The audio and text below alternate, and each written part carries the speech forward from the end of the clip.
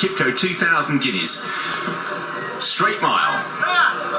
Lusail almost getting out underneath the stalls there, and they're off and racing. Lusail wasn't standing well and was not caught in a great line. Royal Patronage does lead and does head up the centre, pursued by Berkshire Shadow and also Boundless Ocean in that far side group with Perfect Power, Coroebus, and at the back of it the Wizard of High. Slight breakaway group, however, is emerging on the stand side with Point Lonsdale leading Dubawi Legend at Eden.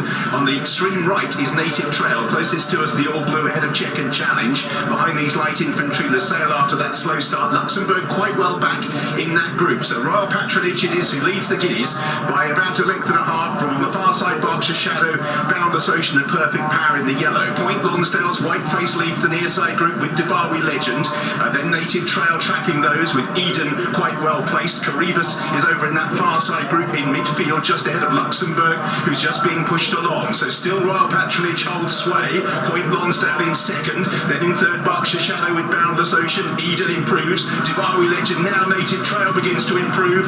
On the right hand side, Coroebus still sitting quietly is Frankie Dettori. Point Lonsdale now putting it to Royal Patronage. Perfect Power trying to secure a path. It's on the heels of Berkshire Shadow. Now Native Trail finds full stride. Coroebus on the other flank of the Godolphin pair, both improving unison. Royal Patronage taken on by Native Trail. Coroebus over on the far side. Point Lonsdale runs out of room. Coroebus goes to the front. Guineas. Luxembourg on the far side. Native Trail trying to gather in Coroebus, who has the lead on the run to the line. Coroebus is seeing it out strongly.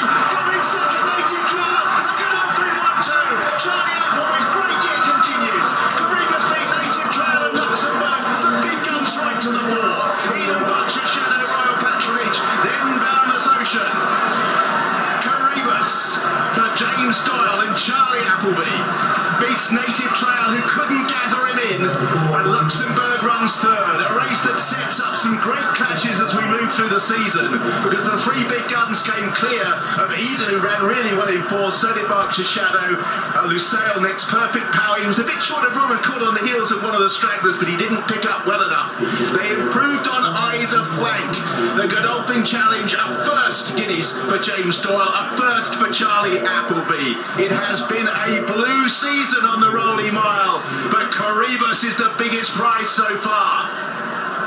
And Charlie Appleby receiving congratulations from everyone here in the winners' enclosure. A 1-2, your first Qipco 2,000 guineas. Sum it up for us. Oh, look, delighted for the whole team. Most importantly, delighted for His Highness Sheikh Mohammed and Team Godolphin. But also, look, he's a home race to Dubawi.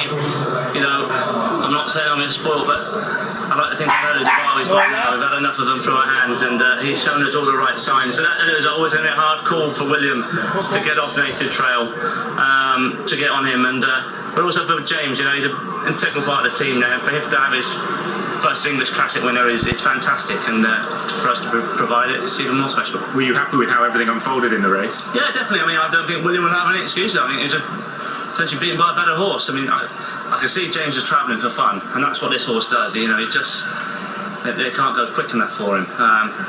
You know, he's a seven-furlong horse that potentially could get a bit further than a mile in time, I think. But you know, he's just delighted for the whole team. But like I say, most importantly for His Highness supporting me and the team, it's been great.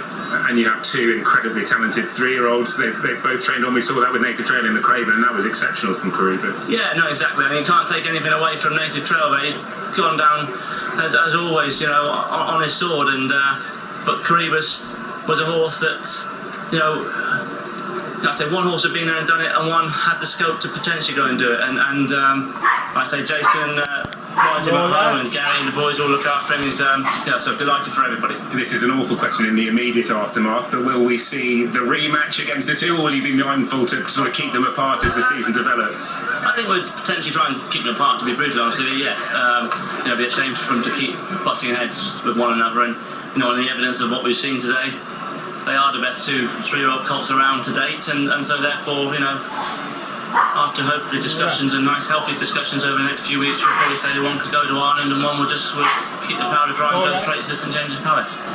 It's another win to what is an extraordinary CV, Charlie. Congratulations. You're very kind. Thanks, Ollie.